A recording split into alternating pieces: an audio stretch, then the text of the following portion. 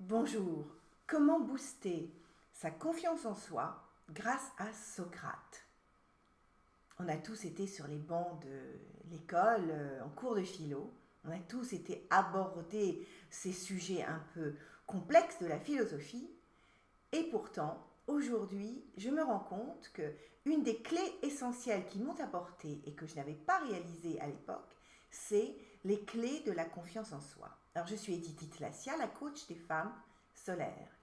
Avant d'aller plus loin dans cette vidéo, je vous conseille de vous abonner à ma chaîne et d'aller retirer votre cadeau qui est un e-book spécialement conçu pour vous.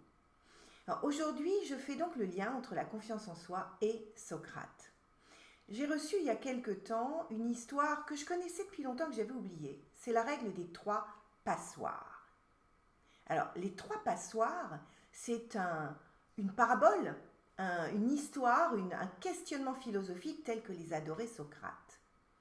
Et ces trois passoires, ce sont les filtres auxquels nous pouvons passer nos modes de pensée, notre lien à l'autre de façon naturelle.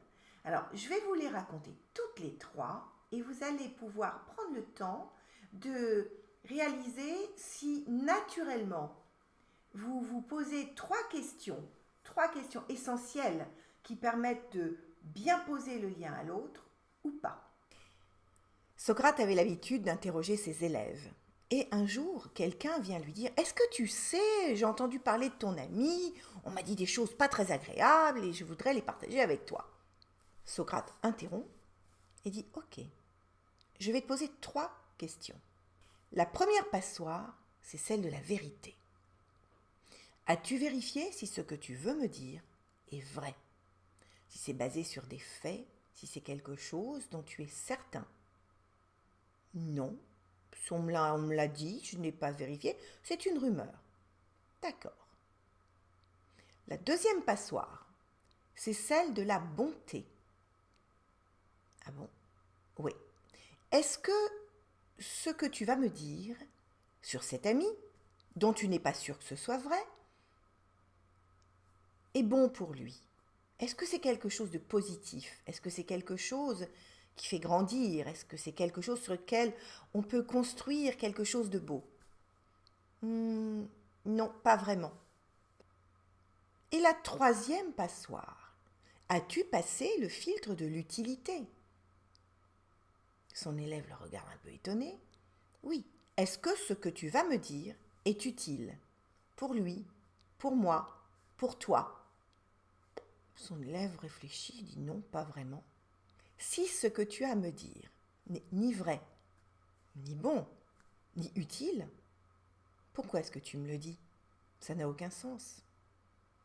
J'aime beaucoup cette histoire parce qu'on est toujours soumis à des émotions, à des façons de voir le monde, de penser, de réfléchir et de juger, qui nous amènent très souvent à véhiculer ces mêmes émotions ou des rumeurs ou des petites choses comme ça à droite à gauche, qui finalement sont une énorme perte de temps et peuvent au passage blesser les âmes.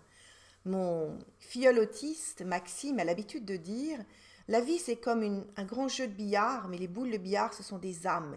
Et à force de les balader partout, ça crée des fêlures et des blessures. Et donc, je vous exhorte à réfléchir à l'importance du respect de ces trois passoires: la vérité, la bonté, l'utilité. Parce que pour moi, c'est fortement relié à plusieurs choses. D'abord, au discernement.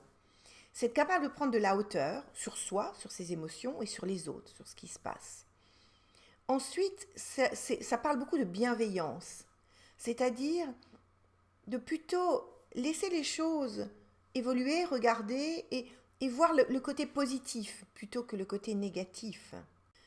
J'ai envie de vous poser la question: dans votre vie privée, dans votre couple, dans votre vie personnelle, amicale, au cœur de vous-même, envers vous-même, et même dans le travail, dans vos relations avec vos collègues, avec vos supérieurs, avec vos collaborateurs, est-ce que vous pensez à vous enraciner dans un regard de bienveillance, de discernement, de recul écologique?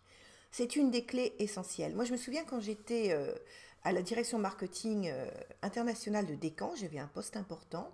Mon grand patron, quand on partait un peu en live, nous disait les faits. seulement les faits, rien que les faits. Et c'est vrai que tout ça, ça coupait court à des rumeurs, à des façons de penser qui étaient un peu biaisées.